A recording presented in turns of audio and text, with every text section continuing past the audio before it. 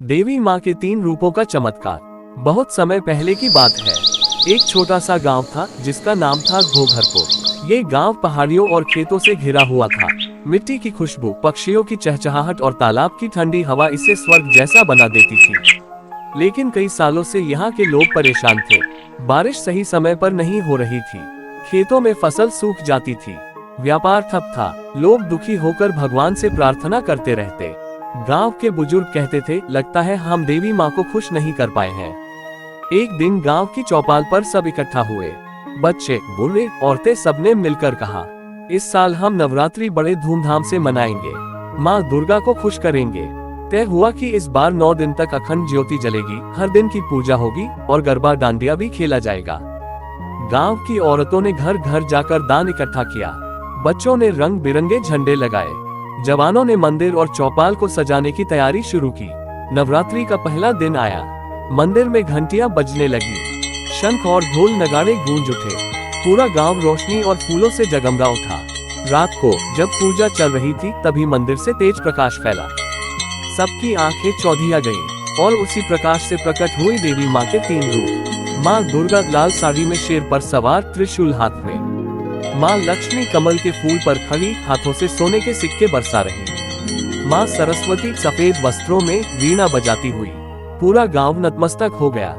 जयकारे गूंज उठे, जय माता दी, जय दुर्गा माँ की। इस चमत्कार की खबर जंगल की आग की तरह फैल गई। अगले ही दिन शहरों से कारें, बुलेट, ट्रक और बसें गांव में आने लगी। पुलिस ने ट्रैफिक संभालने के लिए मोर्चा संभाल लिया। दुकानदारों ने अस्थायी दुकानें लगाई। मिठाई, खिलौने, कपड़े, गरबे के डंडे सब बिकने लगे। शहर के लड़के लड़कियां रंग बिरंगे कपड़े पहनकर आए। किसी ने कैमरा लाया, कोई वीडियो बना रहा था। एक युवक बोला, ये तो सच में देवी माँ का धाम है, कितनी रौनक है। शाम होते ही डीजे और ढोल की धुन गूंजने लगी। छोटे छोटे बच्चे रंग बिरंगे कपड़े पहनकर गोल घेरा बनाकर गरबा खेलने लगे। औरतें लाल पीली चुनर पहनकर ताल पर घूम रही थी। बुजुर्ग भी डांडिया के डंडे थामकर मुस्कुराते हुए नाचने लगे। शहर से आए लड़के लड़कियां भी गांव वालों के साथ शामिल हो गए। पूरा गांव रोशनी और संगीत से भर उठा। ये पहला मौका था जब घोघरपुर में इतना बड़ा आयोजन हुआ।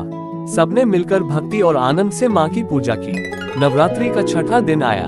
अचानक गांव के खेतों में हरियाली छा गई। सूखी जमीन पर गेहूं और धान लहलहाने लगे। आम, अमरूद और केले के पेड़ों पर फूल खिल गए। तालाब का पानी साफ और मीठा हो गया। किसान खुशी से झूम उठे। जिसने कभी बैल से हल चलाया था, उसने अब नया ट्रैक्टर खरीदा। कई परिवारों ने बुलेट और कार खरीदी। बच्चों को पढ़ाई के लिए नए स्कूल बैग और किताबें मिली। सबने कहा, ये सब माँ दुर्गा के आशीर्वाद से हुआ है। 8वें दिन गांव वालों ने भव्य भंडारे का आयोजन किया। बड़े बड़े कड़ाहों में खिचड़ी, पूरी, हलवा और कढ़ी बन रही थी। गांव के बच्चे पत्तल और पानी बांट रहे थे। औरतें प्यार से सबको खिला रही थी। एक यात्री बोला, वाह, ऐसा प्रसाद तो कहीं नहीं मिला। माँ का आशीर्वाद हर कौर में है। नवमी का दिन आया। पूरा गांव मंदिर में इकट्ठा हुआ। हर किसी के हाथ में दिया जल रहा था। एक साथ जय अम्बे गौरी की आरती गाई गई। जब माँ की मूर्तियों की विदाई का समय आया तो सबकी आंखों में आंसू थे। ढोल नगाड़ों और डीजे की धुन पर पालकी उठाई गई। जयकारे गूंज उठे, जय माता दी, जय दुर्गा माँ की। नदी किनारे विसर्जन के समय आकाश से दिव्य रोशनी उतरी और पूरा गांव सोने सा चमक उठा। विदाई के बाद भी गांव बदल चुका था। नई सड़कें बनी, बिजली हर घर तक पहुंची, स्कूल और अस्पताल खुल गए। हर साल नवरात्रि पर लाखों लोग वहां आने लगे। गांव की बेटियां गरबा और नृत्य प्रतियोगिताओं में शहरों तक नाम कमाने लगी। गांव अब सिर्फ गांव नहीं, बल्कि देवी माँ का धाम बन चुका था। ये कहानी हमें सिखाती है कि जब लोग मिलकर भक्ति और प्रेम से माँ की पूजा करते हैं, तो माँ अपने आशीर्वाद से गांव शहर को समृद्ध कर देती है।